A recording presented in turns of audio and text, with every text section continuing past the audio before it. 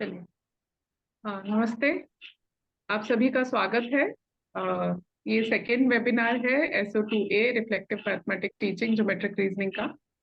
और आप सभी अब आई होप कि जो पूर्व परीक्षण है, प्री टेस्ट है कोर्स का, वो अटेम्प्ट कर चुके होंगे। और यूनिट 1 भी खोल दी गई है, वो भी अब आप देख पा रहे होंगे। अगर आप में से फिर भी कुछ लोग हैं जिनका कोर्स अभी तक एनरोल नहीं हो पाया है या कुछ दिक्कत आ रही है, तो कृपया आखिरी के जो 10 मिनट होंगे उसमें अपना चैट में आप अपना रिस्पॉन्ड कर सकते हैं, चैट में बता सकते हैं। हम उनको डेफिनेटली सॉल्व करने की कोशिश करेंगे।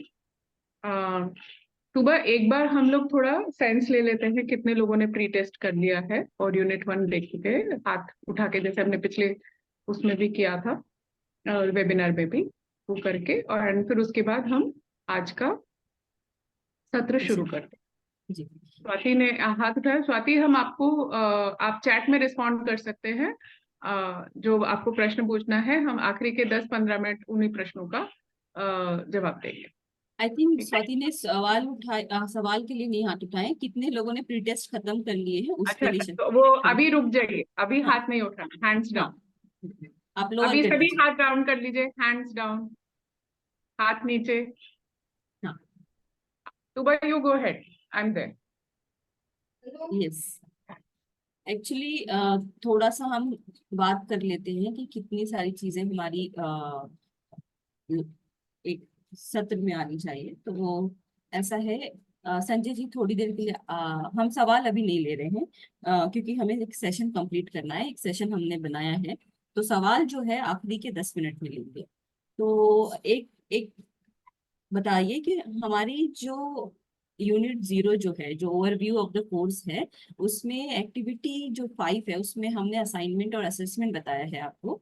तो उसमें वो उसकी कुछ कुछ पॉइंट्स हमने चेंज किए हैं, और वो जो चेंजेस हैं वो हमने व्हाट्सएप ग्रुप में आपके साथ शेयर किए।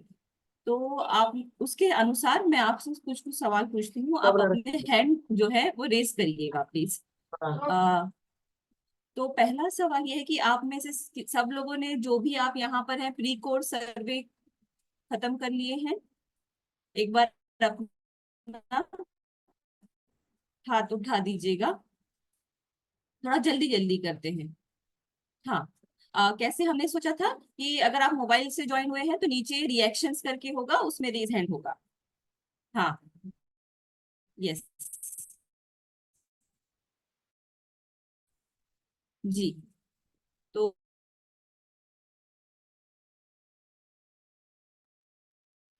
अभी तक 18। 21 हाथ हमको दिख रहे हैं। हाँ, तो आई थिंक 18 ही है। तो अभी अगर आप लोग ढूंढ रहे हैं कि कैसे हाथ उठाना है, तो लैपटॉप से जुड़े हुए लोग जो हैं वो सबसे नीचे 3 डॉट्स बने हैं हॉरिजॉन्टल लाइन में, उस पर क्लिक करिए, उसमें रिएक्शन में जाइए, आपको दिखाई देंगे। अगर मोबाइल से जुड़े हैं तो सबसे नीचे रिएक्शंस होंगे, उसमें जाइए और उसमें आपको हाथ उठाने को मिलेगा ऑप्शन। जी, 24। 24 दिख रहे हैं सुबह, 24 हाथ दिख रहे हैं अभी। एक ये भी प्रश्न पूछ रहे थे जिनके नहीं देख पाए हैं जी, शायद, उसमें हम तो नहीं देखने वाले एक हो जाएगा। तो हैंड्स डाउन करवा के, हैंड्स डाउन करवा, हैंड्स एक्चुअली डाउन प्लीज। ये जो अगर आप थोड़ा सा हैंड डाउन कर लीजिए। हाँ, आप हैंड्स डाउन कर लीजिए। हैंड्स डाउन करने के लिए आपको उसी पे ही लोअर हैंड लिख कर आएगा। हाँ, हाँ, yes yes. 6 5 4 4 3 2, yes. I think 30 लोगों ने किया है, क्योंकि कुछ लोग बीच बीच में ऊपर नीचे हो रहे थे, तो आई थिंक ढूंढने के बाद दबाया, तब तक हमने कह दिया कि हैंड्स डाउन कर दीजिए। तो एक बार हम थोड़ा गाइडेंस लेके चलते हैं। तो आपके यूनिट 0 जो है, ओवरव्यू ऑफ द कोर्स, उसकी जो मैं आपको शेयर कर लेती हूँ एक, जल्दी से हम थोड़ा सा आगे बढ़ते हैं, नहीं तो हम रह जाएंगे। तो स्क्रीन मैं शेयर आपको एक करके शेयर दिखा दो। स्क्रीन करती हाँ, हूँ अपना, वो और पहचान पाए। बता। बिल्कुल सही। जी मैं वही, जी हाँ। तो मैं आपको यहाँ पर एक बार दिखा देती हूँ, थोड़ा मैं अपने हिसाब से जा रही हूँ ताकि वो खोलने में ज्यादा जल्दी ना हो। ये आपका ओवरव्यू ऑफ द कोर्स है, उसमें गतिविधि जो 5 है ना, आपको दिखाई देगी दूसरी तरीके से। मैं थोड़ा जल्दी में आपको बता रही हूँ। एक टेबल आपको दिखाई देगा,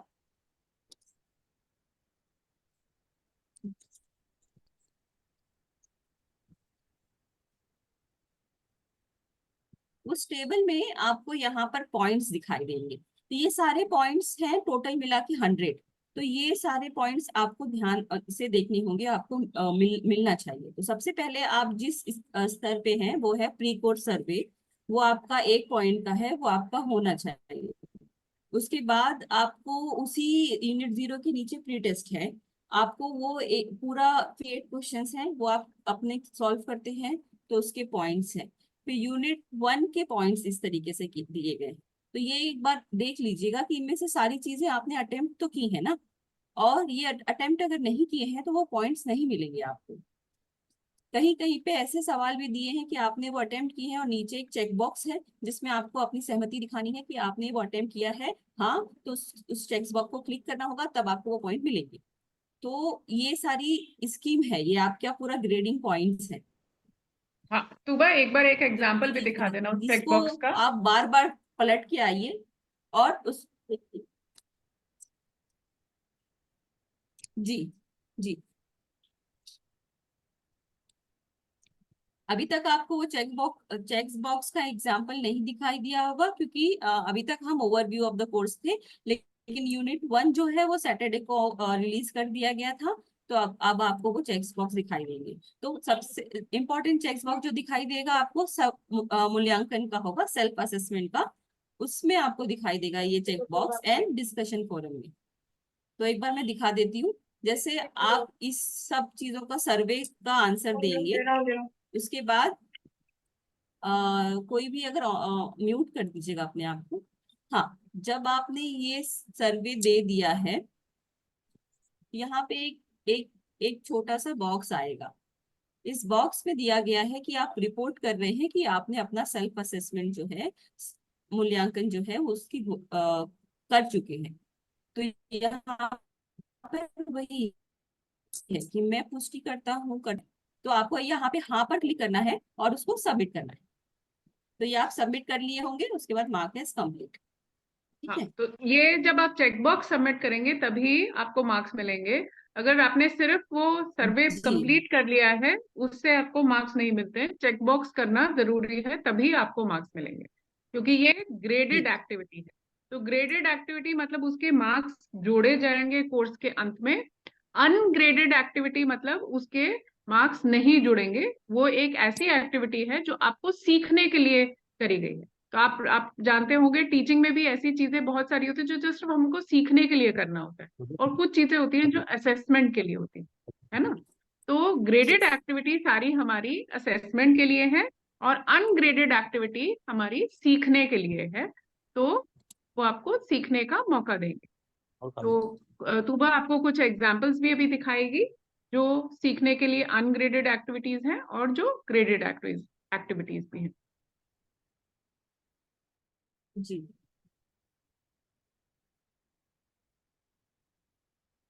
तो इसी में यूनिट 1 में आप फर्स्ट हाँ। वाले में चले जाएंगे, फर्स्ट से शालिनी जी, सेकंड। हम आपके सवाल लेंगे, बट रुक जाइए। हाँ, यस यस, शालिनी जी ने हाथ उठाया था, हम आपके सवाल लेंगे, थोड़ा देर के लिए रुक जाइए। नहीं तो यहाँ पर ये जो है, अगर मैं यूनिट 1 का 1.1 जाती हूँ, तो आपको एक बात बता दें कि अ, हर हर यूनिट में अलग अलग सेशंस है, मतलब स्तर है। 1.1, 1.2, 1 तो यूनिट 1 में 3 है। तो यहाँ पर देखिएगा, ये एक जो है सर्वे है, लेकिन इसकी कोई पॉइंट्स नहीं है क्योंकि नीचे एक चेक बॉक्स नहीं है। यहाँ पे सवाल दिया गया है कि अपने शब्दों में इसके जवाब लिखिए, कि ऊपर चुने गए उत्तर के पीछे के कारण की व्याख्या करें, किन परिस्थितियों में छात्र गणित सीखेंगे, इसके जवाब आप लिखेंगे। लेकिन यहाँ लिखते पे वक्त लिखा भी आप जब होगा। उसको सबमिट करेंगे, हाँ, अनग्रेडेड है तो वो वहां पे लिखा है कि वो नहीं है और आप हाँ। उसको सबमिट करेंगे तो आपको इसका पॉइंट नहीं मिलेगा, बट ये आपके प्रोग्रेस में आएगा कि आपने इसको कंप्लीट किया है इस कोर्स को। ये आपके परसेंटेज में ऐड होगा कि आपने इसको कितना कंप्लीट किया है।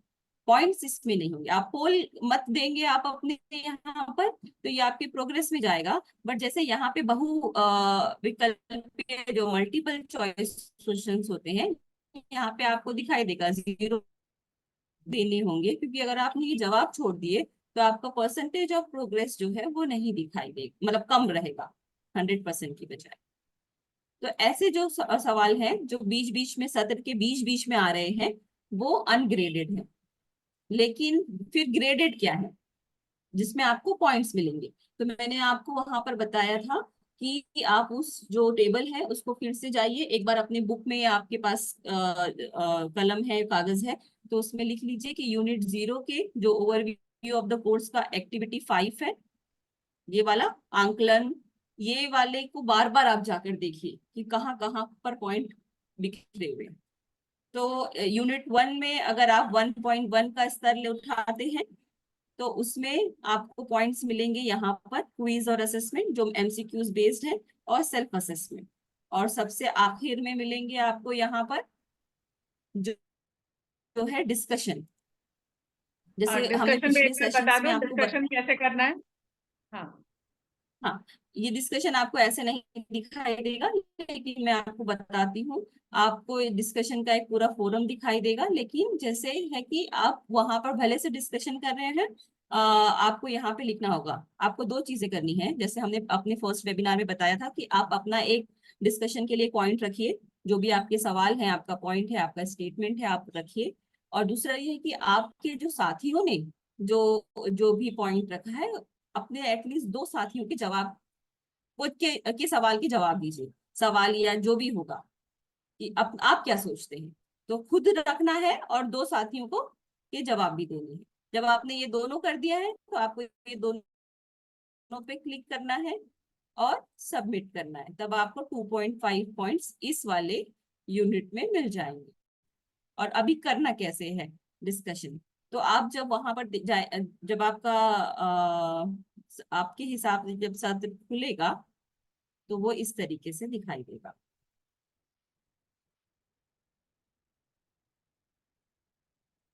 हाँ, तो अभी आप कुछ सवाल ऐसे होंगे कि खेल शुरू करने से पहले आपको छात्रों को क्या बताना चाहिए और खेल खेलने के दौरान वे क्या सीखेंगे।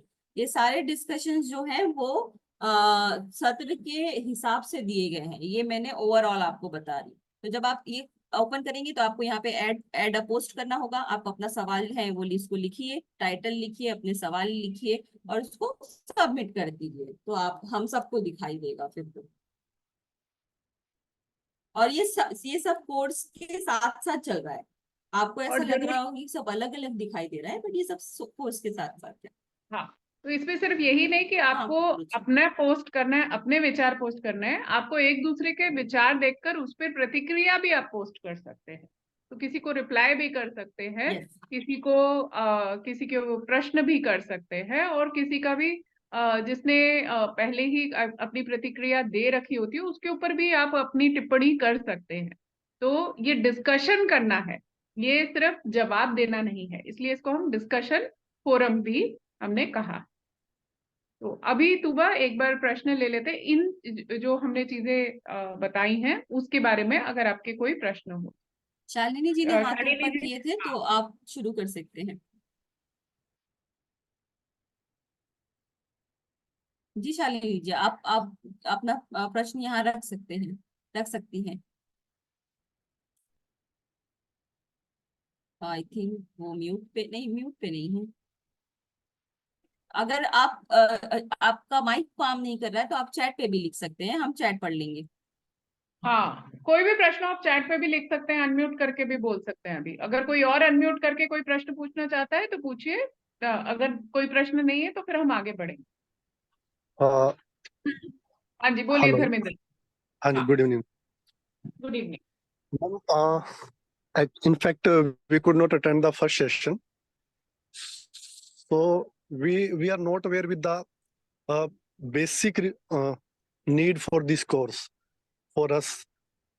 and for the other teachers to who will Okay, deliver तो this training.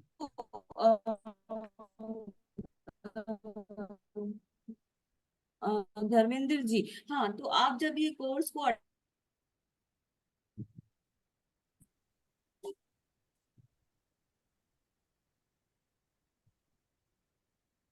सुबह तुम्हारी आवाज नहीं आई।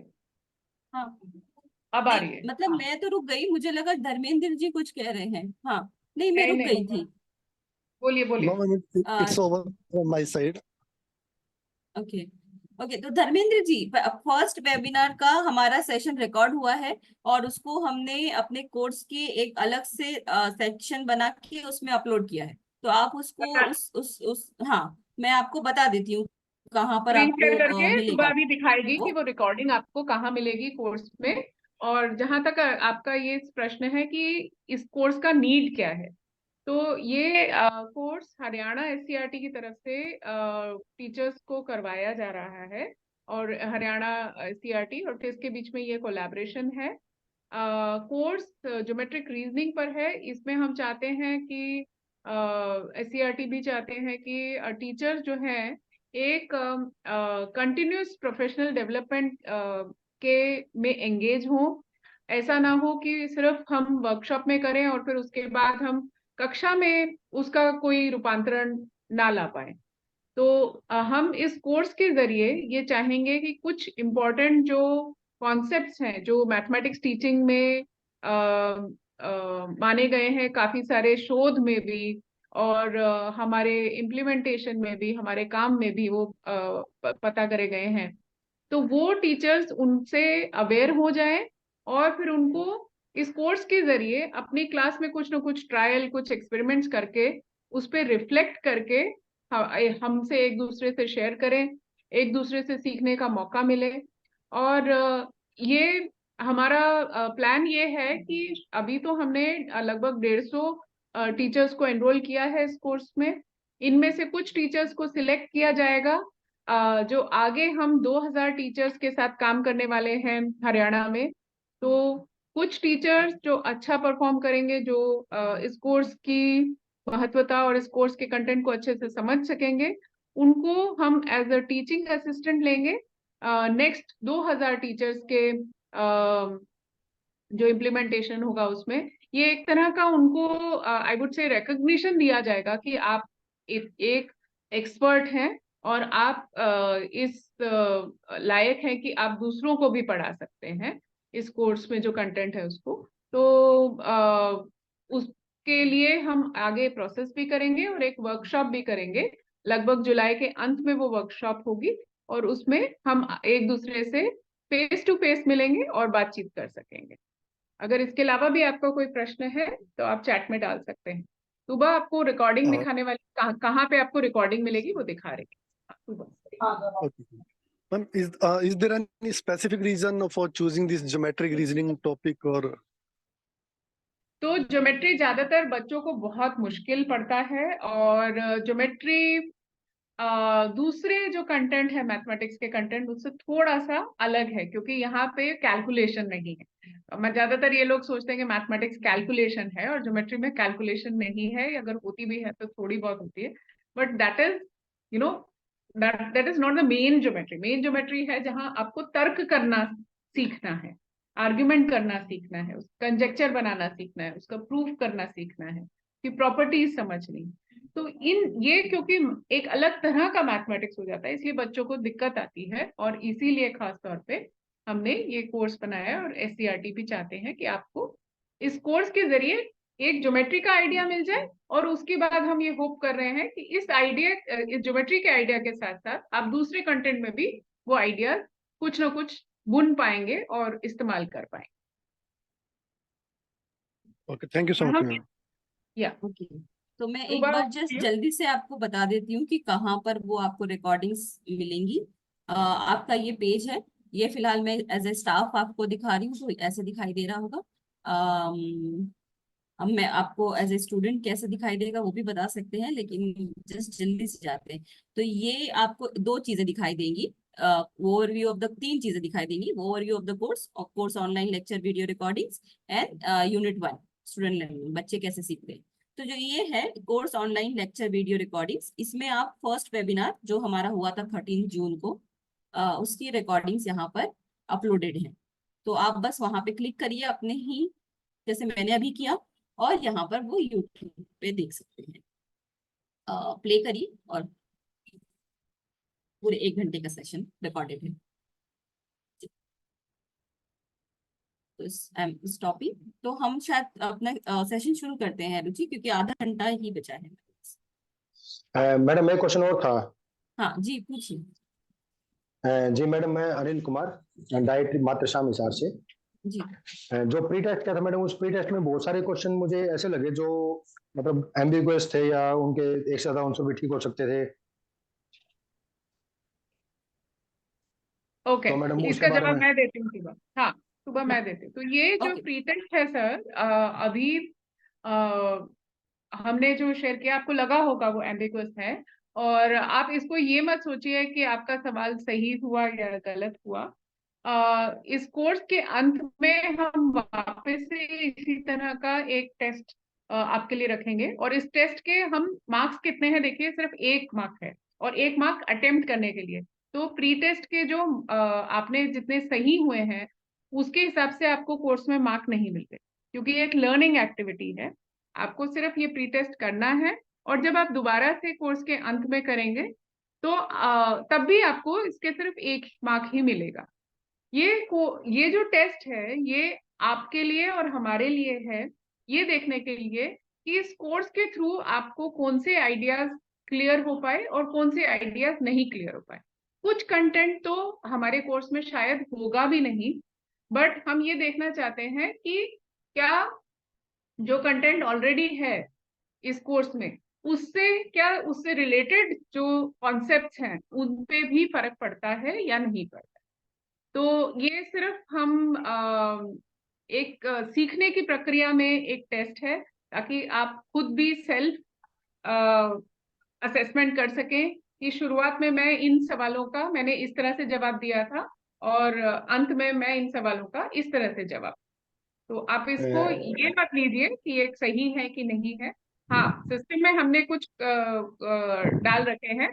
अगर आपको एम्बिगुअस कुछ क्वेश्चंस लगते हैं तो आप उनका हम एक डिस्कशन फोरम डाल देते हैं, या फिर एक कुछ क्वेश्चन ऐसा डाल देते हैं जहाँ पे एटलीस्ट वो आप हमसे शेयर कर सके कि कौन कौन से आपको क्वेश्चंस एम्बिगुअस लगे, जिसपे हम भी विचार करके उनके ऊपर सोच सकेंगे और हम कुछ शायद एक्शन भी कर सकें। ठीक है sir? Thank you Ruchi madam, thank you Ruchi हाँ मैडम। पर मैं थोड़ा सा आपकी बात से सहमत नहीं रहा हूँ, सॉरी उसके लिए।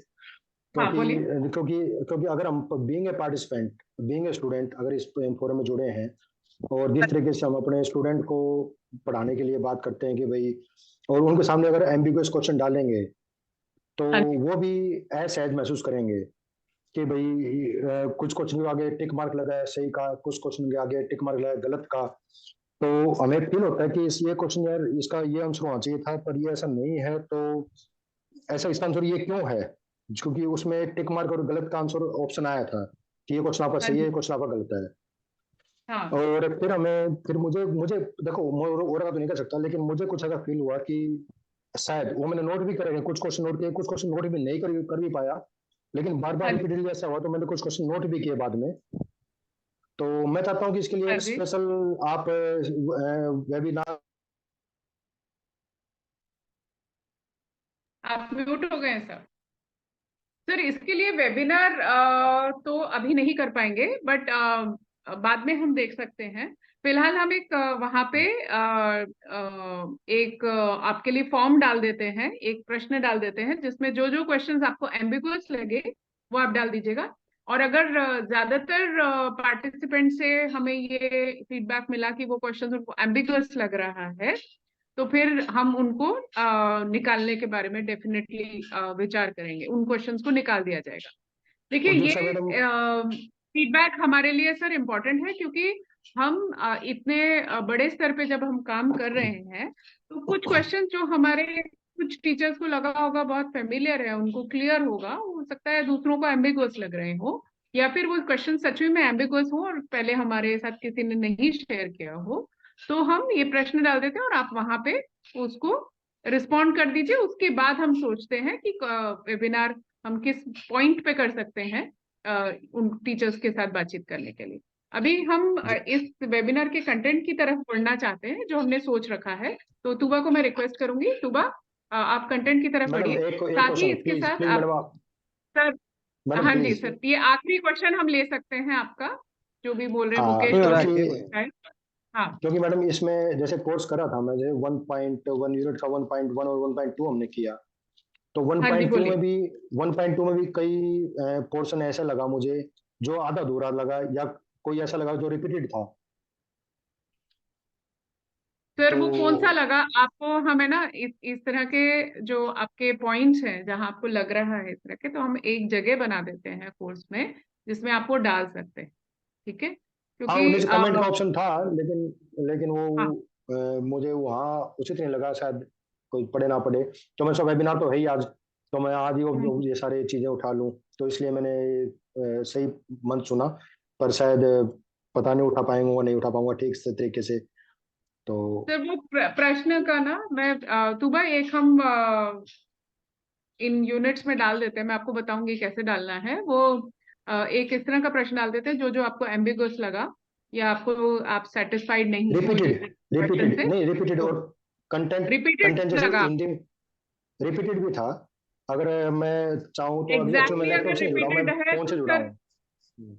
हाँ एग्जैक्टली रिपीटेड है तो सही नहीं है। अगर थोड़ा बहुत कंटेंट मिलता जुलता है तो कई बार रिपीटिशन इसलिए होता है ताकि आपकी वो एग्जैक्टली समझ थोड़ी उस पे पुख्ता बन सके, ठीक है सर? एग्जैक्टली रिपीटेड था मैडम, और उसमें उसके एग्जैक्टली ऊपर रिपीटेड तो जो गलती है, तो वो तो गलती जो है, वो हिंदी आप का हमारे पोर्शन, साथ शेयर कर सकते हैं। वो आप मुझे या वो तूबा को आप पर्सनली शेयर कर लीजिए व्हाट्सएप पे, वो उसके हम उसके हटा दें।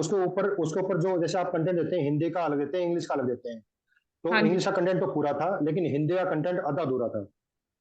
आधा अधूरा था, अच्छा सर, ठीक हाँ, है। तो वो भी हम और ये एक हमारी बात तरफ और थी से मैडम। गलती रह गई होगी, हम आपसे माफी चाहते हैं, वो हम ठीक कर लेंगे।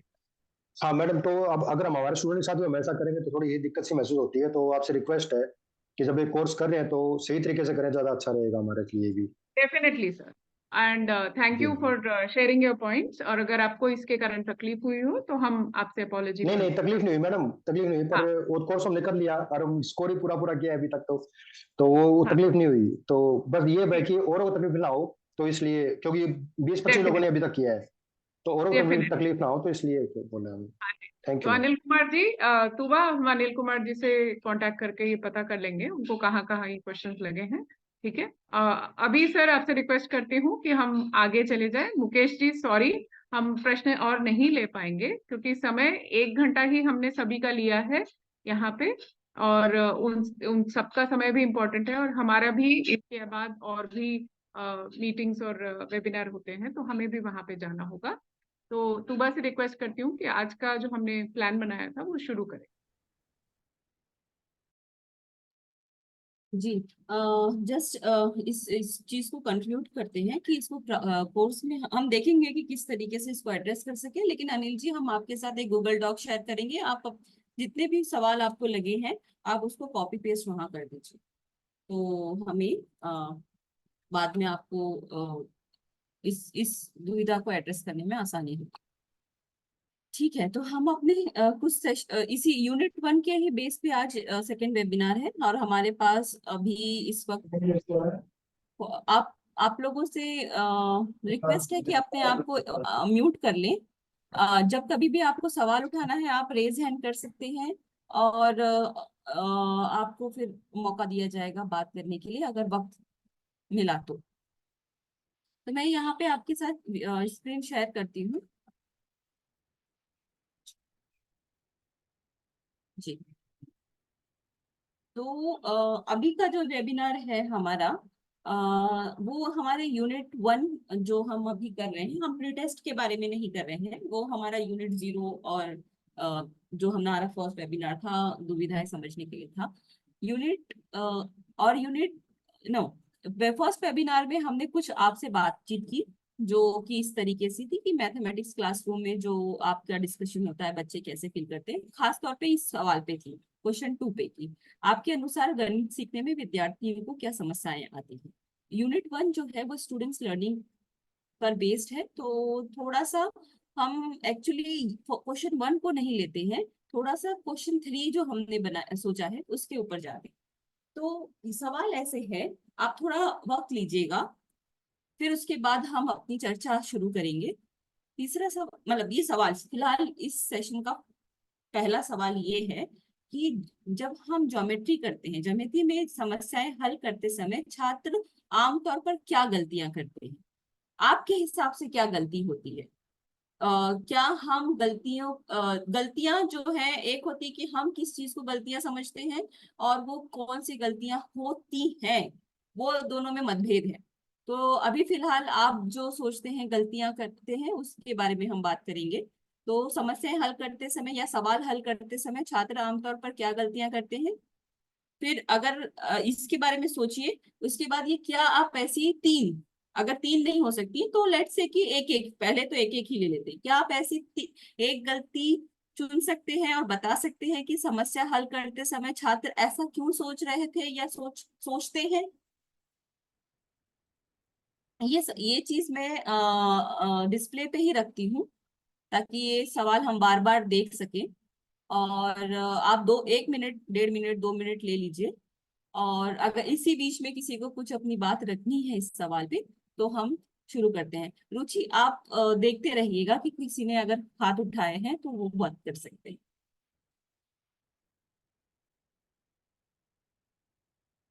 मुझे एक्चुअली पार्टिसिपेंट्स दिखाई नहीं देंगे यहाँ पर, तो अगर आपके हाथ उठे हैं या आप चैट में कुछ लिख रहे हैं तो शायद रुचि हमारी मदद कर सकती है यहाँ पर। श्योर सुबह मैं देख रही हूँ। जी, अनिल जी, हाँ, कहिए। मैडम, जो बच्चे हैं ज्यामिति में, सबसे पहले जो समस्या है कि उनको ये नहीं पता चल रहा कि जो एंगल मेजरमेंट है, जी, जैसे कि मान लो 30 डिग्री एंगल बनाना है तो किस डायरेक्शन में बनेगा, अच्छा, किस ठीक पॉइंट है, पे हमने डी को, जैसे डी है उसको डी को कैसे रखना है और किस तरफ एंगल बनेगा, क्योंकि डी के ऊपर भी 30 डिग्री एंगल दोनों तरफ बना होता है। ओके, तो इस तरह की समस्या बच्चों के सामने आती है कि उधर बना देते हैं, जैसे जो ऑब्टूज एंगल की तरफ बना देते हैं एक्यूट एंगल की बजाय। दूसरा एक उनको सबसे ज्यादा समस्या आती है यूनिट में, कि जैसे अगर हम ज्यामिति की बात करते हैं, जैसे रेक्टेंगल या स्क्वायर बनाते हैं, हाँ, तो अगर एरिया से जोड़ते हैं, हम लोग कनेक्ट करते हैं एरिया से, हम्म, तो उनको सबसे ज्यादा प्रॉब्लम ये आती है कि उनकी यूनिट है वो स्क्वायर मीटर में क्यों है। हालांकि हम हाँ, डिस्कस कर चुके हैं इस बारे में, लेकिन उनको ये हाँ, प्रॉब्लम आती है कि वॉल्यूम है वो क्यूब में क्यों आता है। जैसे अगर 3D डायमेंशन, अगर 3 डायमेंशन अगर हम फिगर कोई बनाते हैं हाँ, ज्योमेट्री के अंदर, तो इस तरह की चीजें उनके पास आती है, वो क्यूब में क्यों आता है, ये सेंटीमीटर में क्यों, सेंटीमीटर स्क्वायर में क्यों आता है एरिया, और जो लेंथ है, जहाँ पेरीमीटर जो है या सर्कमफ्रेंस जो है सर्कल का, कि वो हम्म, सेंटीमीटर में क्यों मापा जाता है। तो इस तरह की समस्याएं बच्चों को बड़ी फेस करने को मिलती हैं, तो उनको समझाना थोड़ा सा पड़ता है कि भाई किस तरीके से, जैसे आपने बताया था कि स्क्वायर मेजरमेंट कर लो तो स्क्वायर मेरे हिसाब से ऐसा आएगा, और हम्म, क्यूब की बात तो अगर करी नहीं हमने अभी। हम्म। तो इस तरह की समस्या बच्चों फेस करते हैं, मेरे हिसाब से तो ऐसा ही है। ओके, तो अभी जो आपने समस्या दो दो दो दो टॉप दो हिस्सों, ज्योमेट्री के कुछ दो हिस्सों से ली है। एक जो है वो जी किस तरीके से एंगल मेजरमेंट वगैरह होता है, और दूसरा मेंसुरेशन, मतलब जो जब जी हम एरिया पेरीमीटर सॉल्व करते हैं, जी जी क्षेत्रफल निकालते हैं, तब वहां पर जी, ये तो जी सवाल जायज है और काफी इंटरेस्टिंग भी है ना कि अचानक से हमने 1 मीटर इंटू 1 मीटर की बात की और वो स्क्वायर मीटर क्यों आ गया जी अचानक से जी। एरिया। तो काफी इंटरेस्टिंग है और ऐसे सवाल आते हैं। थैंक यू अनिल जी। और किसी को है? लेकिन लेकिन अनिल जी, आपने आगे की बात नहीं बताई यहाँ पे कि ऐसे क्यों सोचते हैं छात्र, मतलब ये सवाल उनके मन में क्यों आता है कि ये स्क्वायर मीटर। तो मैडम, इसके लिए तो मैं क्या बताऊं कि एक्चुअल में जो हमारे जो टीचर्स आती हैं, हम्म, अगर वो क्लियर कर पाए कि जैसे अभी हमने इस मॉड्यूल में पढ़ा था, जो पीछे 1.2 में साथ था, शायद 1.1 में था, 1.1 में था शायद, कि जो यूनिट 1 की है कि जो यूनिट मेजरमेंट है जी, स्क्वायर की है, कि उसमें क्वेश्चन था कि जो स्क्वायर माप के, एक हम्म, एक यूनिट के स्क्वायर माप के अगर हम करते हैं, हम्म, तो एक्चुअल में क्या होता है, जो एरिया जो होता है वो, जैसे हम लिखते हैं कि किसी की साइड 3 है और 2 है, तो उसको 1 1 यूनिट के अगर स्क्वायर में माप लें, हाँ, तो एरिया होता है कि जैसे एक साइड लेंथ 3 है और ब्रेथ 2 है, तो उसका एरिया 6 है। तो 6 का मतलब क्या है कि 6 वर्ग 1 यूनिट के, मतलब इसको अगर हम ध्यान से देखें तो 6 वर्ग 1 यूनिट के मतलब 6 वर्ग मतलब 1, वो तो जो एरिया है वो वर्ग में आएगा, मतलब स्क्वायर में आएगा, और 1 स्क्वायर यूनिट, तो इसलिए उसको वर्ग में मापते हैं। तो ऐसा कुछ होता है, तो टीचर्स को समझाना पड़ेगा बोर्ड पे उसको ड्राइंग करके कि कितने वर्ग बने हैं एक एक यूनिट के, तो उतना ही क्षेत्रफल होगा उसका। वो चलो हाँ वर्ग में मापते हैं इसलिए वर्ग में आता है, स्क्वायर में आता है। और जो वॉल्यूम है वो क्यूब में मापते हैं, तो वॉल्यूम क्यूब में इसलिए मापते हैं मैडम क्योंकि उसमें क्यूब देखा जाता है, लेंथ ब्रेथ और हाइट, एक यूनिट के कितने क्यूब बने उतना ही वॉल्यूम बनेगा उसका। तो वो विजुअलाइजेशन करके वो सब दिखाना चाहिए बच्चों को, और पहले उनसे पूछना चाहिए भाई इसमें कितने एक एक यूनिट के क्यूब बनेंगे, इसमें कितने के यूनिट के क्यूब बनेंगे, अलग अलग आकृतियां बना के। हमारी जो मैथ किट है उसमें बहुत सारे ऐसे टूल्स दिए हुए हैं, बहुत सारे यंत्र ऐसे दिए हुए हैं जिससे हम दिखा सकते हैं कि इसमें कितने क्यूब बनेंगे एक एक यूनिट के। तो उससे हम वॉल्यूम डिस्क्राइब कर सकते हैं, और प्लेन फिगर के ऊपर, मतलब अगर हम 2 डायमेंशनल फिगर की बात करें तो उससे हम स्क्वायर का फंडा जो बच्चों के बीच में क्लियर कर सकते हैं कि एक यूनिट के कितने स्क्वायर बने हैं यहाँ। तो ये आमतौर पर प्रॉब्लम बच्चों के सामने आती है, और यूनिट में प्रॉब्लम आती है। यूनिट जब लिखते हैं तो पैरामीटर आगे स्क्वायर लिख देते हैं, कई बार वॉल्यूम के आगे स्क्वायर लिख देते हैं, वॉल्यूम के बारे में क्या लिखना आगे वो उनको नहीं पता होता। जी, thank you Anil ji. I think जो सवाल मेरा था वो आपने उसको एड्रेस किया है। एक बात और है कि एक अभी किसी और को भी वक्त देते हैं, तो अनिल जी आप अपना हाथ नीचे कर लीजिएगा। हाँ जी, वो आप बोल सकते हैं। बट इस हाँ हाँ जस्ट एक सेकेंड के लिए रुकिएगा, जब कभी दूसरी चीज रखनी होगी तब आप आइएगा, तो थोड़ा दूसरे लोगों को भी चांस देते हैं हम लोग हाँ क्योंकि हाँ वक्त बहुत कम है। बट द थिंग इज कि आपने एक दो इम्पोर्टेंट चीजें बोली हैं। पहली ये है कि जब हम लोग एरिया को मापते हैं तो उसका जो यूनिट मेजरमेंट है वो उसका हम जब देखते हैं लेंथ इंटू ब्रेथ, तो वो कितना फिट होता है उसके अंदर, और उसके अंदर वो यूनिट का जो लेंथ इंटू ब्रेथ कितने फिट होते हैं, और वो हमको दिखाता है कि वो वर्ड में है। और जब हम क्यूब में आता है तो वो length into breadth and into height आता है, तो वो कितने क्यूब उसके अंदर बैठेंगे। तो शायद जो आप कहते हैं ऐसा कुछ बता सकते हैं, तो जब हम ये वर्ड इस्तेमाल जो दूसरी आपने इंपॉर्टेंट बात कही कि ऐसा कुछ बता सकते हैं, तो जब हम ऐसा कुछ बताने हैं तो क्या कुछ है वो, उसके बारे में शायद सोचना पड़ेगा हमें कि क्या कुछ है जो हमें बताना चाहिए। इसका जवाब मैं अभी नहीं मांग रही हूँ, और नहीं हम सब मिलके सोच सकते हैं इसके जवाब को। लेकिन ऐसा कुछ में कौन कौन सी चीजें हैं जिसको हम बच्चों के सामने as a problem, as a question के तौर पे, या एज अ सिनारियो के तौर पे रखेंगे, या कॉन्टेक्स्ट के तौर पे रखेंगे, तो वो उनकी अंडरस्टैंडिंग को और अच्छा बनाने में मदद दे सकती है। जैसे आपने बताया कि छोटी छोटे यूनिट्स, कितने यूनिट्स बैठे हैं जो इकाई बोलते हैं इसमें, तो कितनी इकाइयां एक 2 into 6 में बैठी हैं रेक्टेंगल में, तो उसका क्षेत्रफल कितना आया, ऐसा हम बोलते हैं। तो ये इंपॉर्टेंट है।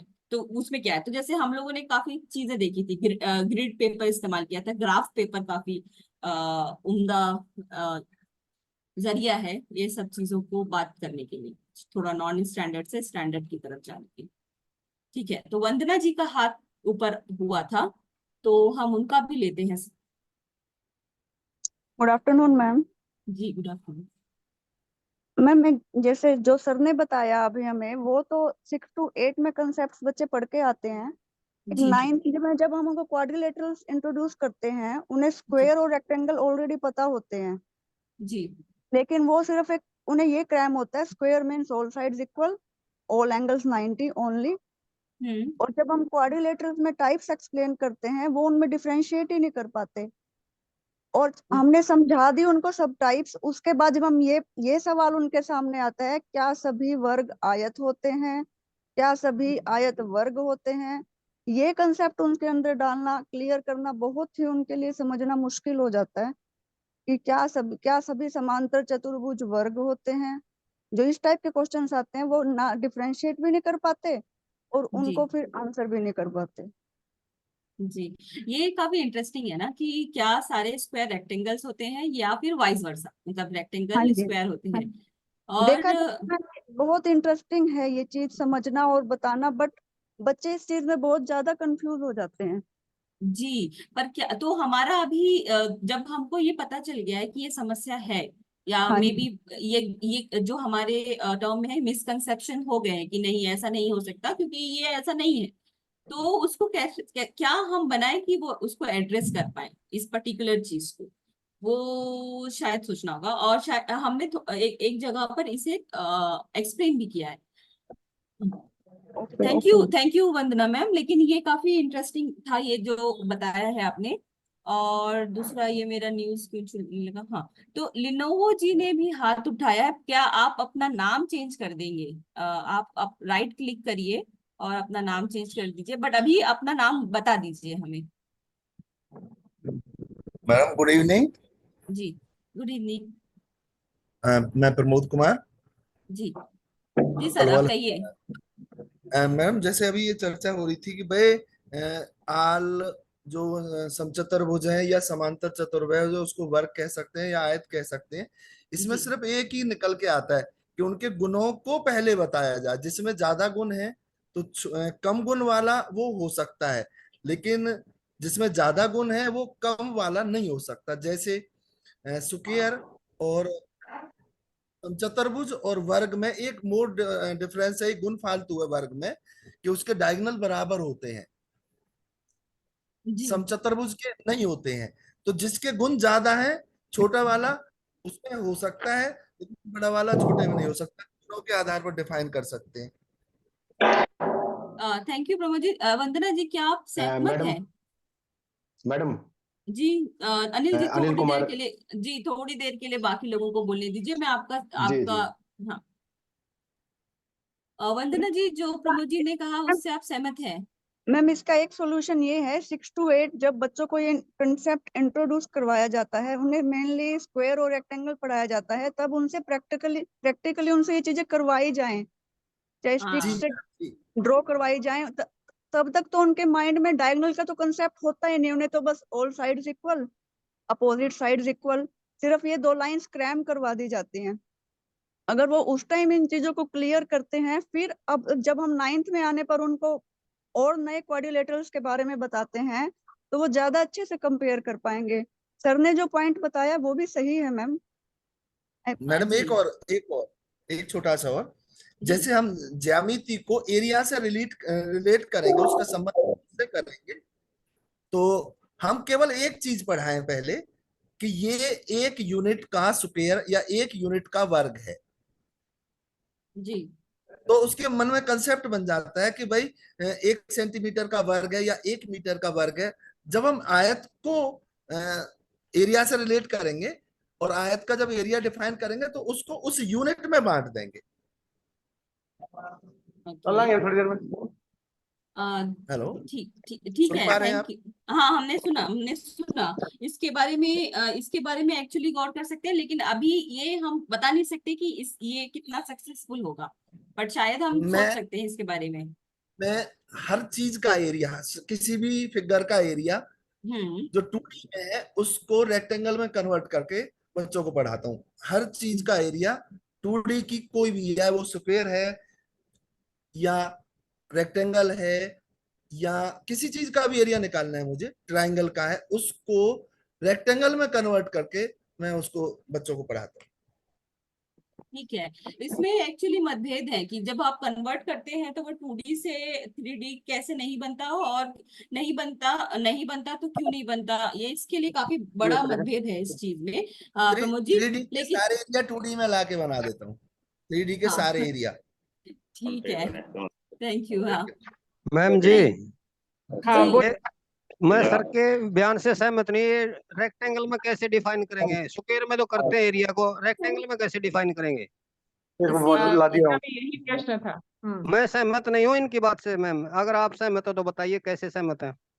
नहीं, मैंने तो नहीं कहा कि मैं सहमत हूँ, मैंने तो सवाल रखा है कि इसको अगर आप अब जो बता रहे हैं उसको अगर आपको लगता है कि ये हो सकता है, तो शायद इसको आपको प्रैक्टिकली या फिर अपने स्टूडेंट्स के साथ करके देखना होगा, और फिर बात अपनी रखनी होगी कि क्या क्या ये जो आपने मत रखा है वो सही है कि नहीं।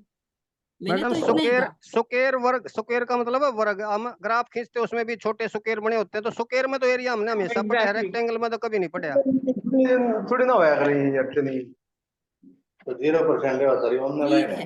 है। शमशेर जी, क्या आप अपना म्यूट कर देंगे अगर आप नहीं बोल रहे हैं तो, क्योंकि अच्छा, दो लोग। एक मिनट तुबा, हाँ मुझे बीच में एक बार आने दो। हाँ तो सर, यहाँ जो है हम एक रिस्पेक्टफुल डिस्कशन करने की कोशिश कर रहे हैं। रिस्पेक्टफुल डिस्कशन का मतलब है कि अगर आपका मतभेद भी है किसी के साथ, तो हम उसको आराम से डिस्कस करेंगे और हम अपना मत अपने सामने रखेंगे। हम गणित के टीचर्स इतने पैशनेट हैं गणित के लिए कि हमारा लड़ाई झगड़ा भी हो जाता है उसके बारे में, पर हम यहाँ कोशिश करेंगे कि हम एक रिस्पेक्टफुल डिस्कशन करें कि अगर आप उससे एग्री नहीं भी करते तो अपना पॉइंट रिस्पेक्टफुली रखेंगे और अपना जो पॉइंट का जस्टिफिकेशन है, जो उसका रीजन है, उसको भी एक्सप्लेन करने की कोशिश करेंगे। ठीक है सर? सही है जी। यस, थैंक यू रुचि। यही मेरा एक्चुअली बात करने का मेन मकसद था, क्योंकि जो हमने एक 1.3 में एक पहला एक्टिविटी है वो एक्चुअली पेडागोजिक पिलर है, और उसमें ये है कि लर्निंग थ्रू कोलैबोरेशन। तो हम जब जब और लर्निंग थ्रू कोलैबोरेशन के बारे में जब बात करते हैं, तो हम अपने अपने जो मत है, जैसे अभी आप लोग यहाँ पे बैठे हैं, आई मीन अटेंड कर रहे हैं, उसमें अपने आर्ग्यूमेंट्स क्लासरूम में कैसे रख रहे हैं। तो जब हम उसको कहते हैं कि मैं आपसे नहीं सहमत हूँ, तो हमको वो रिफ्यूट करना है। अगर वो आर्ग्यूमेंट, तो हमें उसके लिए उसका क्लेम देना होगा कि हम क्यों रिफ्यूट कर रहे हैं। तो किस तरीके से आर्ग्यूमेंट क्लासरूम में रखा जाता है, वो भी शिक्षा का एक नजरिया है, तो एक काफी इम्पोर्टेंट है। रोहिल ने हाथ मेरे उठाया पास है, एक भरत एग्जांपल्स है। खुराना, तुबा, जी मुकेश रोहिल एंड भरत खुराना, दो लोगों ने हाथ उठाया। हाँ जी सुबह ma'am, good afternoon ma'am. Yes yes ma'am main तो ज्योमेट्री जो है ना, एक्टिविटी से ज्यादा बच्चों को सिखाई जा सकती है। तो जितनी ज्यादा एक्टिविटीज हम करेंगे उतना सर, ज्यादा कुछ बेटर रहता है। एग्जाम्पल दीजिए, क्योंकि ये बहुत मैडम जेनेरिक स्टेटमेंट हो गया। हाँ, छोटा सा एग्जांपल मैं देता हूँ। +1 में मैडम, अभी मैं +1 की बात कर रहा हूँ, थ्री डायमेंशनल ज्योमेट्री इंट्रोड्यूस होती है। Okay ma'am, X axis, Y axis, Z axis.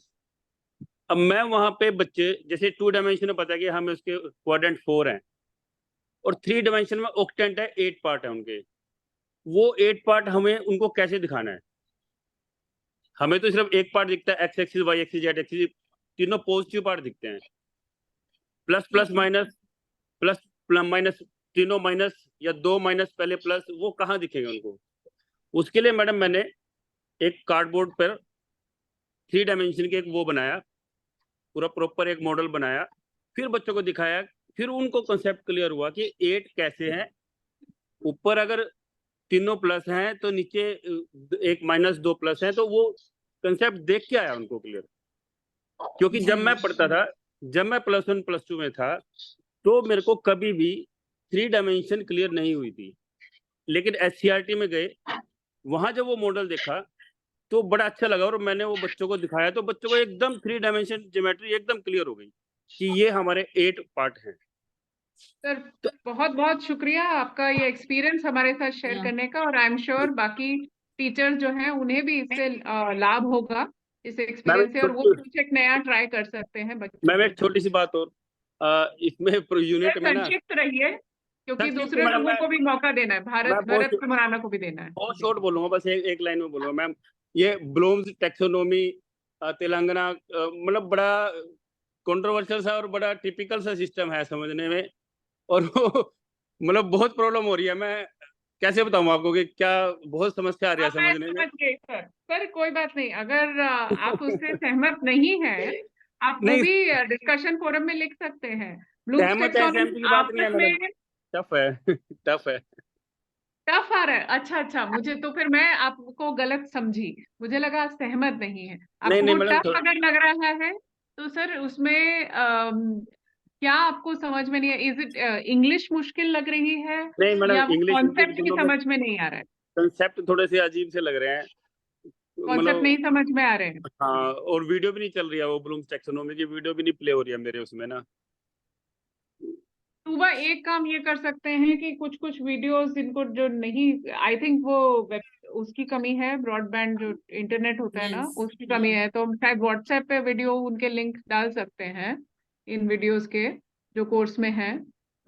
अगर कितने लोग हैं एक बार पता कर लेते हैं, कितने लोग हैं जिन जो वीडियो नहीं देख पा रहे हैं कोर्स में, प्लीज अपना हाथ उठाएं,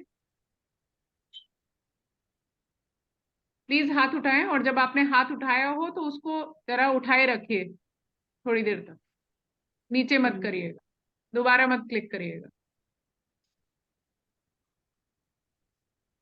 और ये अगर ब्लूम्स टेक्नोमी हम एक्चुअली ले सकते हैं हाँ वो हमारे हम नेक्स्ट नेक्स्ट वेबिनार सेशन में। यस, हाँ, ब्लूम्स टेक्सोनॉमी तो आपके जब आप लर्निंग ऑब्जेक्टिव्स लिखते हैं, लेसन प्लान बनाते हैं, कोई भी हम करिकुलम बनाते हैं, उस सब में बहुत इंपॉर्टेंट है।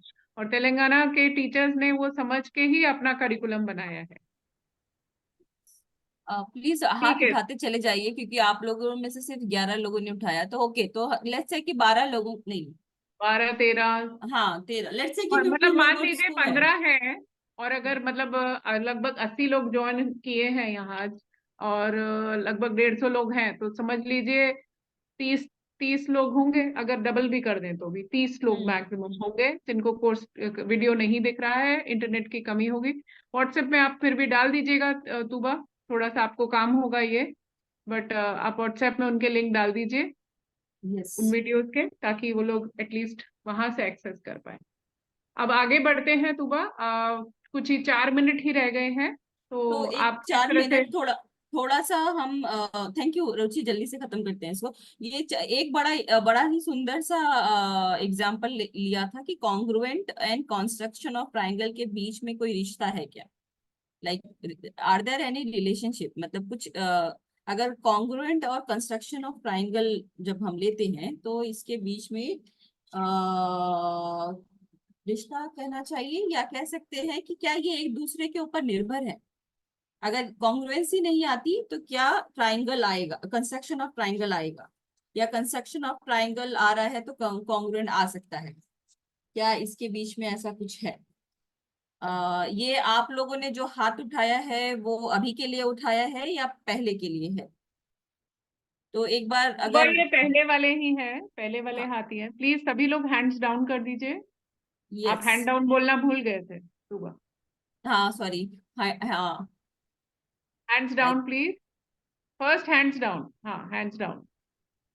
केवल तो नरेंद्र सिंह का बाकी है, कोई बात नहीं। तो तो आई अब आप थिंक हम, पूछिए, अब आप हाथ उठाइए तुबा के प्रश्न के लिए। हाँ अभी उठाइए। ओके अनिल जी, आपका ही हाथ उठा है तो आप ही बताइए। जब तक आप लोग सोच रहे हैं तब तक आप सोचिए, बाकी लोग अनिल जी ने हाथ उठाया इसलिए उनको चांस मिल रहा है। ठीक है अनिल हाँ जी। मैडम नमस्कार। हाँ जी हाँ जी। हाँ मैडम, जिस तरह आपका क्वेश्चन ये है कि कॉन्ग्रुएंसी और कंस्ट्रक्शन ऑफ ट्रायंगल में क्या रिलेशन है ना? हाँ, congruency of triangle and construction of triangle, okay let's be clear. हाँ जी।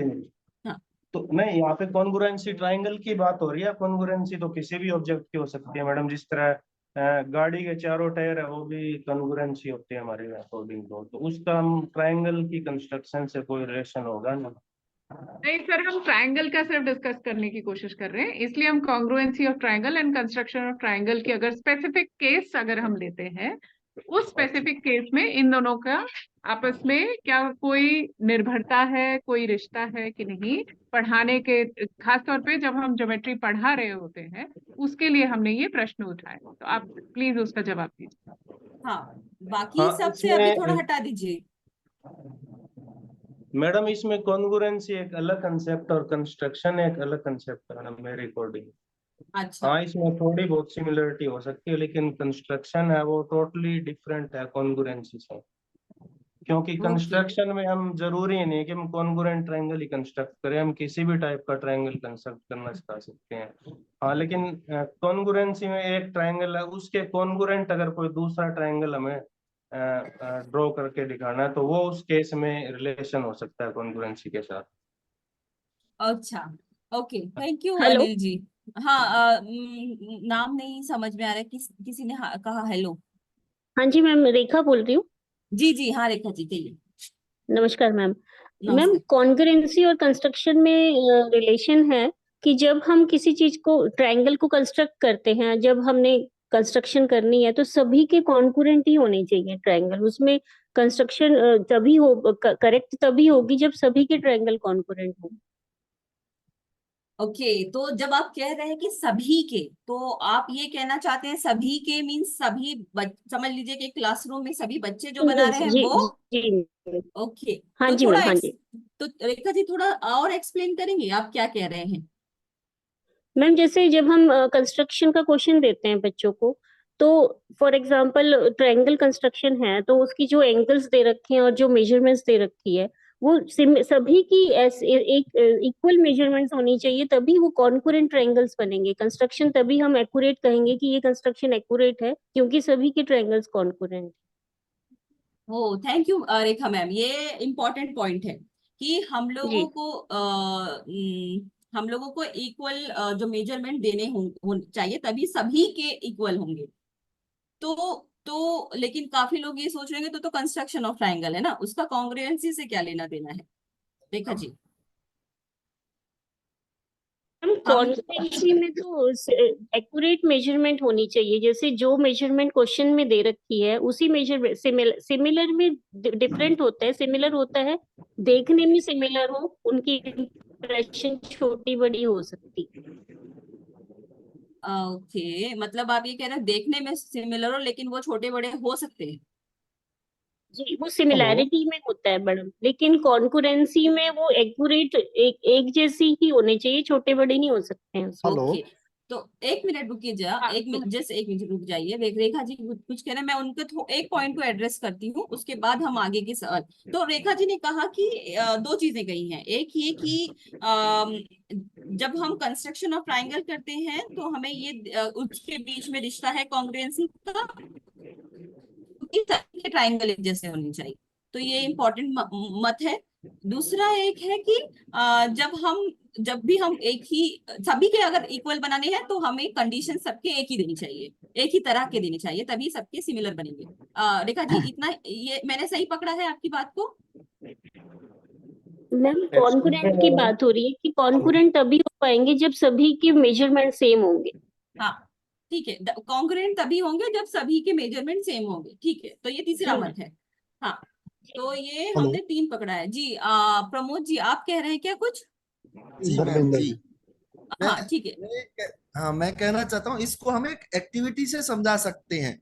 जैसे सारे बच्चों को हम ट्रायंगल कार्डबोर्ड की बनाने के लिए बोले तो वो ठीक है। डिफरेंट ट्रायंगल्स बनाएंगे, फिर उनको इकट्ठा करें और एक दूसरे को आपस में ढकें, तो उससे हम कंग्रुएंसी का उनको एक एग्जांपल दे सकते हैं कि ये जो ट्रायंगल है इसके साथ टोटली मैच कर रही है, ये दोनों कंग्रुएंट है। तो इस वर्ड को हम ऐसे ज्यादा बेटर समझा सकते हैं बच्चे को, मेरे अनुसार। जी प्रमोद जी, फिलहाल तो अभी हम बच्चों को कैसे सिखाना है शायद वो हम बाद में देख सकते हैं। मेरा सवाल तो ये था कि आपको क्या लगता है, या फिर एज अ मैथमेटिक्स के हिसाब से आपको क्या लगता है? तो हाँ, हम ये सब कर सकते हैं जो आप अभी यहाँ पे बता रहे हैं। वो कहते हैं कि आप इसको सुपर इम्पोज करके बता सकते हैं कि वो फिट बैठ रहा है कि नहीं, तो कॉन्ग्रुएंट है कि नहीं। ओके, एक तरीका हो सकता है। तो अभी आप जो यूनिट 2 में आई थिंक वानहिली में जब आप पढ़ना शुरू करेंगे तो आपको ये बताया जाएगा कि कुछ लेवल के बाद कब हम ये सुपर इम्पोजिंग का जो स्टेप होता है कब तक हम स्वीकार कर सकते हैं, उसके बाद हम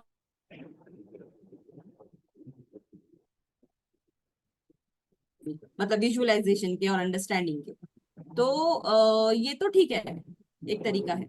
और जी थैंक यू प्रमोद जी, ये भी एक तरीके हो सकता है, बट एक हद के बाद शायद हमें कुछ और सोचना पड़ेगा जब हम प्रूफ के बारे में बात करते हैं। तो आई थिंक हमारे पास वक्त नहीं है, और वंदना जी से हम लेते हैं क्योंकि अनिल जी आपने कह चुके हैं। वंदना जी आप कुछ कहना चाहती हैं? नहीं मैडम, मैंने नहीं कहा कुछ भी। लेकिन सर आपने दूसरे पिछले नील सवाल में दे। बात कर चुके हैं। नहीं, दूसरे नील देव। नहीं तो आपने बात कर चुके हैं सर, थोड़ा। चल ठीक है मैम। हाँ ठीक है वंदना जी। जी आप कहिए आप कर लेंगे। हाँ जी मैम, कंस्ट्रक्शन में हम ट्रायंगल्स का कंसेप्ट बच्चों को छोटी मतलब अर्ली एज में ही सिखा देते हैं। वो उसमें वो ऑल टाइप्स ऑफ ट्रायंगल बनाना सीख लेते हैं, based on angles and based on side. और कॉन्ग्रुएंसी फिर उसके बाद हम ये बताते हैं कि same shape and same size, तो उन दोनों ट्रायंगल को कॉन्ग्रुएंट बोला जाएगा। आप कई बार एग्जाम्पल में भी देखते होंगे, बच्चे के सामने दो ट्रायंगल्स बने हुए हैं, अगर हम उसे फ्लिप करके रख देते हैं तो बच्चा वो हाँ समझ नहीं पाता है कि ये दोनों कॉन्ग्रुएंट हैं या नहीं। हम डिट्टो सेम बना देते हैं तो वो देख लेता है कि डिट्टो सेम है, लेकिन अगर एक ट्रायंगल को फ्लिप कर दें, जैसे मान लो 5 6 7 है उसकी साइड्स, हम 7 को इधर रख दें, 5 साइड को मतलब पलट के रख दें उसको, तो अगर उसे कंस्ट्रक्शन ऑफ ट्रायंगल अच्छे से क्लियर है तो वो उसको कैच कर लेगा। आई मीन टू से कंस्ट्रक्शन पहले सिखाया जाए, उसको ऑल टाइप्स ऑफ ट्रायंगल सिखाया जाए, उसके बाद ही हम उसको कॉन्ग्रुएंसी की तरफ लेके जाते हैं, फिर कॉन्ग्रुएंसी की प्रॉपर्टीज के बारे में डिस्कस करते हैं, थ्योरम्स एक्सेट्रा। तो ओके मुझे लगता है कंस्ट्रक्शन के ऊपर बेस्ड है congruency. Okay thank you Vandana ma'am. मैंने आपकी जवाब को भी लिख लिया है, लेकिन एक सवाल मैं आपको खुला रख देती हूँ, उसके बाद हम इसके बारे में सोचते हैं, ठीक है। तो सवाल ये है मेरा कि अगर मैं आपको कहती हूँ आप ट्राइंगल बनाइए, ठीक है, तो आप अपने किताब में मेजरमेंट के हिसाब से सारा जो भी हमारा ज्योमेट्री बॉक्स में टूल होता है, प्रोटेक्टर और कंपास, उससे आपने बना दिया एक ट्राइंगल। क्या क्या सबके जवाब सही होंगे? मतलब सही नहीं, सबके जवाब सही होंगे, बट क्या सबके ट्राइंगल सिमिलर हो सकते हैं?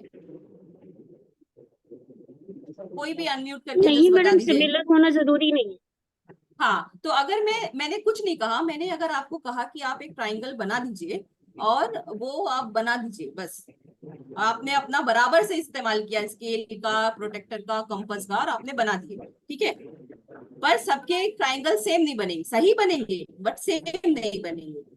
तो मुझे ऐसी क्या जानकारी अपने सवाल में देनी पड़ेगी कि सबके सवाल सेम आने चाहिए, सॉरी सबके ट्राइंगल सेम बनने चाहिए। मेरा बस ये सवाल पे गौर करिए। मैं ये पूछ रही हूँ कि जब मैं आपसे कहूँ कि ट्राइंगल बनाइए, तो ऐसी कौन कौन सी जानकारी मैं अपने उस सवाल में डालूं कि आप सबके ट्राइंगल सिमिलर बनने चाहिए। आप अभी जवाब मत मैडम दीजिए, इसमें आप सोचिएगा। जो चीज रेखा जी ने कहा कि सबके सिमिलर बनने चाहिए, सबके तीनों पॉइंट्स जो उन्होंने रखा था कि सभी के सिमिलर बनने चाहिए, सभी का जो मैम मैं एक बात कहना चाहूंगी। हेलो जी जी मैडम, दो चीजें हैं, सिमिलर और कॉन्करेंट में फर्क है। सिमिलर हो सकते हैं, बड़े छोटे साइज में डिफरेंस हो सकता है, लेकिन कॉन्करेंट में डिट्टो कॉपी वो ही होता है, ना तो साइज में डिफरेंस होता है उसमें और ना ही एंगल्स में डिफरेंस होता है। तो जी कॉन्करेंट बनेंगे तभी जब हम उनको मेजरमेंट देंगे सभी एंगल्स की, जितने हम मतलब रिक्वायरमेंट है एक ट्रायंगल को कंस्ट्रक्ट करने के लिए, तब वो कॉन्करेंट बनेंगे मैडम, सिमिलर नहीं बनेंगे। जी मैम, मैं ये समझ गई, लेकिन मैं फिलहाल वर्ड सिमिलर इसलिए इस्तेमाल कर रही हूँ क्योंकि मैंने सामने कॉन्ग्रुएंसी रख दी है। तो अभी मैं आपसे डिट्टो बनाने के लिए कॉन्ग्रुएंट चाहिए, कॉन्ग्रुएंसी चाहिए, कॉन्करेंट होने चाहिए, लेकिन मैं आपसे सिमिलर वर्ड जानबूझ के इस्तेमाल कर रही हूँ क्योंकि मुझे ये सवाल तक पहुंचना है। क्योंकि अभी हम में से जो भी बात हुई है उसमें एक आप में से एक ने कहा कि रिलेशनशिप नहीं है, आपने कहा कि है क्योंकि कंडीशन आपने मत बताए, और उसके बाद आई थिंक वंदना जी ने कहा कि स्टेप बाय स्टेप करेंगे तो कॉन्ग्रुएंसी लास्ट में होना चाहिए। इसीलिए मैंने वर्ड सिमिलर इस्तेमाल किया जानबूझ के कि अगर मुझे चाहिए कि सबके सिमिलर बनने चाहिए, देखने में भी, बाद में हम देखेंगे कि कॉन्करेंट है कि कॉन्ग्रुएंसी नहीं। फिलहाल इस सवाल पे ध्यान दीजिए कि अगर सबको सिमिलर बनाने हैं तो मुझे अपने सवाल में ऐसी क्या चीजें डालनी है कि सबके सिमिलर बनने चाहिए। तो रुचि, क्या हम सवाल लें या फिर हम नेक्स्ट सेशन में इसी से शुरुआत करें? हाँ, नेक्स्ट सेशन में शुरुआत कर सकते हैं क्योंकि समय आप 10 मिनट ऊपर जा चुके हैं। 2 लोगों के लेकिन हाथ खड़े हैं, पवन कुमार और रंजीत सिंह।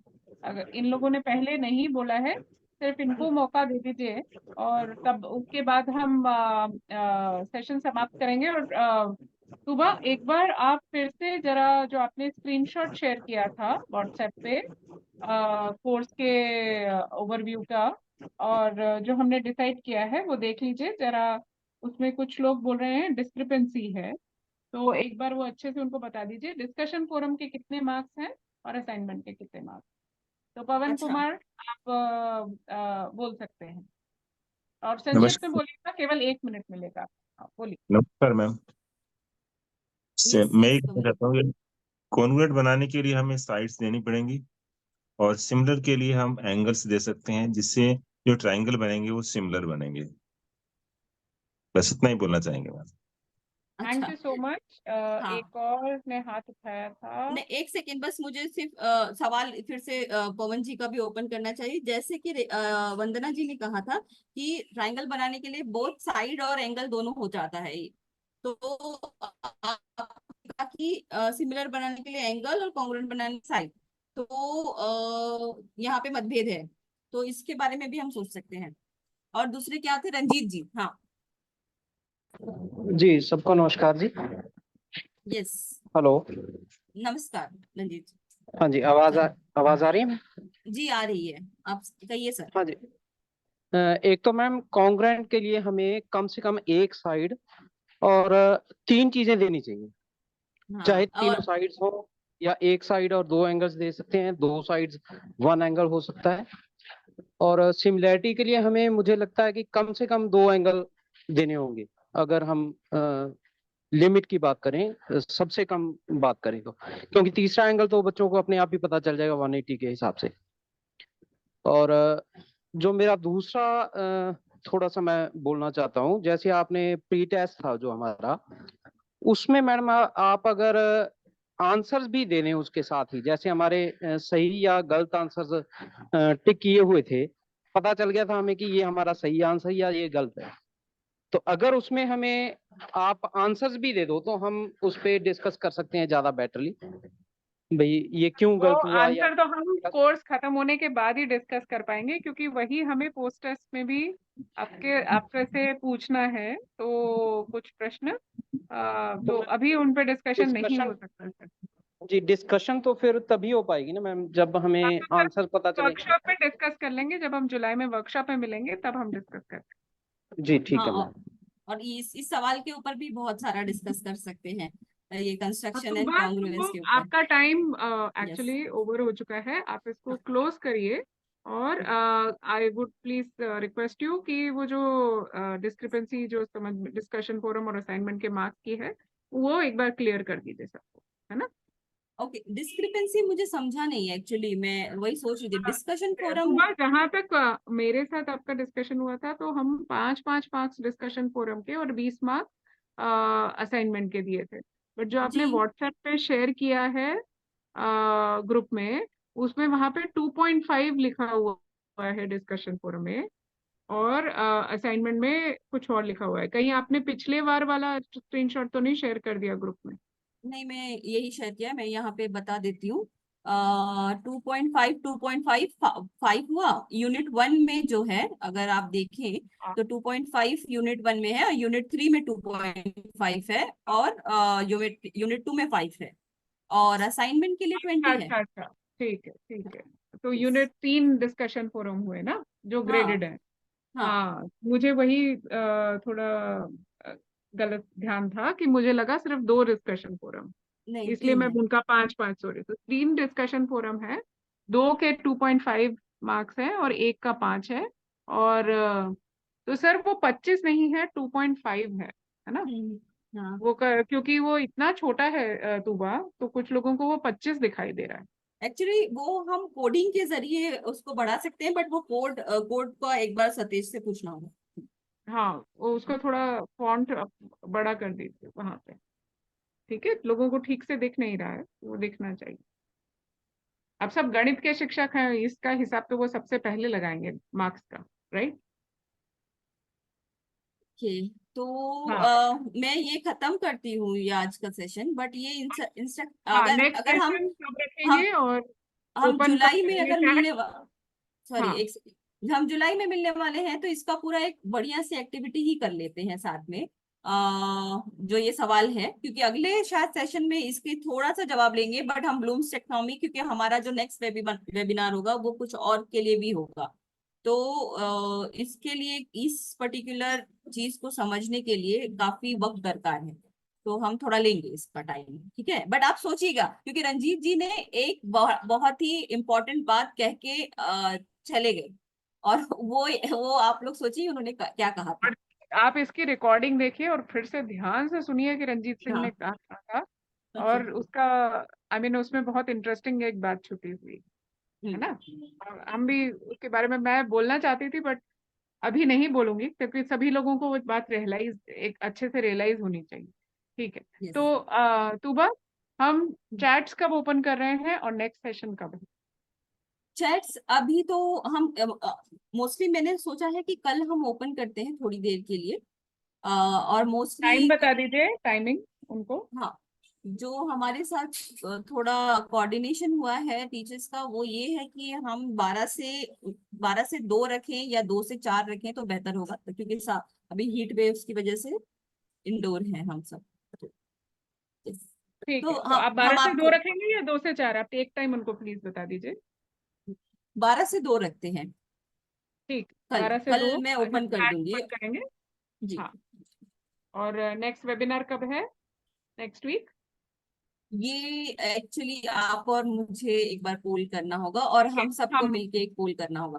ठीक यस है, तो हम फिर पोल करके हम आपको 2-3 दिन में ही नेक्स्ट वीक का वेबिनार बता दें। ठीक है, तो आप जी, सभी का जुड़ने के आपको लिए, सारी जानकारी। हाँ,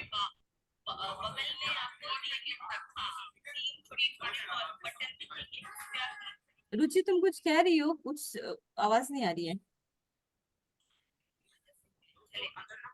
तो बस किसी को म्यूट कर, नहीं नहीं, anybody is watching last webinar में। अच्छा, ओके। हाँ, म्यूट कर दो सबको। ओके, तो आप सभी का इस वेबिनार में जुड़ने के लिए बहुत बहुत शुक्रिया। Tuba, over to you for last words and then we will end. Okay, thank you. हम मिलते हैं, आपको व्हाट्सएप पे मैसेज आ जाएगा कि हम कब करने वाले हैं। पोलिंग के लिए भी पोल्स भी आ जाएंगे कि कब हम कर सकते हैं, टाइमिंग के लिए। और मैं आपको कल चैट ओपन कर देती हूँ 12 से 2। Thank you, bye bye. Thank you, bye bye. Sir, WhatsApp group में ऐड करने के लिए हमें मत बोलिएगा, ना ही हमें कोर्स में कुछ ऐड करना या कुछ करने के लिए बोलेगा। ये सभी बात आपको कोऑर्डिनेटर से करनी है, आपके जो मैथ्स ग्रुप के कोऑर्डिनेटर है उनकी। टूबा, आप मैथ्स ग्रुप के कोऑर्डिनेटर का नाम और फोन नंबर व्हाट्सएप ग्रुप में डाल सकते हैं, जिनसे सभी टीचर्स कांटेक्ट कर सकते हैं। जो पवन कुमार आप ज्वाइन किए हैं, आपका मैथ्स के कोऑर्डिनेटर का नाम बता दो टूबा, एटलीस्ट तुम्हें पता होगा, या मैं देख के बताती हूँ। आई थिंक आप देख के बता दीजिए। हाँ, 1 मिनट होल्ड करिए सर, मैं देख के बताती हूँ आपको मैथ्स के कोऑर्डिनेटर।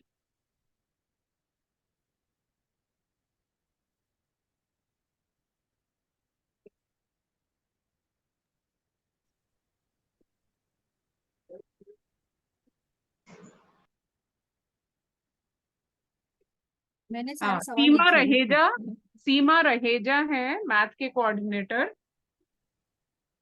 जी उनका, मैम। हाँ, आप जानते हैं सीमा रहेजा को? No ma'am. Okay, Seema Raheja, I not sure उनका फोन नंबर मैं यहाँ पे शेयर कर सकती हूँ कि नहीं। आप अश्विनी कुमार जी को जानते हैं एससीईआरटी में? नहीं मैम, उससे बातचीत नहीं हुई मेरी। आप या तो व्हाट्सएप ग्रुप या मेरे नंबर पे उनका नंबर भेज दीजिए। सर, अभी आपको ना प्राइवेट चैट में भेजती हूँ, इसी में ही, मीटिंग के ही प्राइवेट चैट में उनका ओके। नंबर, सीमा रहेजा का नंबर भेज दें। ठीक है सर, प्राइवेट चैट में, मैं पब्लिकली नहीं पोस्ट कर सकती। कई बार लोगों को दिक्कत हो जाती है पब्लिक उनका फोन नंबर अगर शेयर कर दिया तो। ठीक है, जी मैम, बता दीजिए। आप रुके रहिए यहीं पे, मैं कर रही हूँ। जी मैम। बाकी सब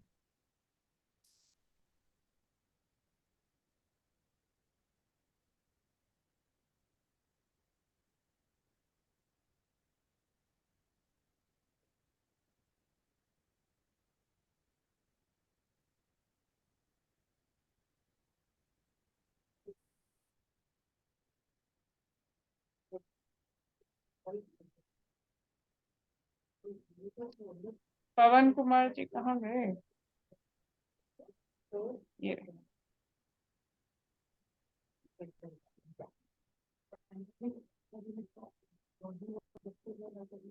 पवन जी आपको मिल गया नंबर? हाँ जी, मिल गया मैम। हाँ, आप इनको कांटेक्ट कर लीजिए ग्रुप में ऐड करने के लिए। जी ma'am, thank you ma'am. Okay.